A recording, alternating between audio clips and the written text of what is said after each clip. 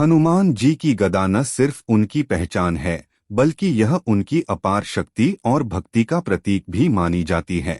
रामायण में हनुमान जी को भगवान शिव का अवतार माना जाता है और उनकी गदा को लेकर कई रहस्यमयी और शक्तिशाली घटनाएं बताई जाती हैं। हनुमान जी की गदा का सबसे प्रसिद्ध वर्णन तब हुआ जब लंका में राक्षसों से युद्ध के दौरान उन्होंने अपनी गदा से रावण के कई योद्धाओं को धराशायी किया। यह गदा एक साधारण हथियार नहीं थी, बल्कि इसे भगवान शिव से विशेष आशीर्वाद प्राप्त था। यह गदा हर स्थिति में हनुमान जी को विजयी बनाती थी। जब भी हनुमान जी को इसकी आवश्यकता होती, यह उनके हाथों में आ जाती, जैसे यह उनकी शक्ति का एक हिस्सा बन गई हो। एक प्रसिद्ध घटना तब हुई जब हनुमान जी ने संजीवनी बूटी लाने के लिए पहाड़ उठाया था। अपनी गदा की शक्ति से उन्होंने न केवल पर्वत को उठाया, बल्कि उस समय राक्षसों को भी हराया जो उनके रास्ते में आते थे। गदा के बल से ही हनुमान जी ने अपने दुश्मनों को परास्त किया और श्री राम के आदेश का पालन किया।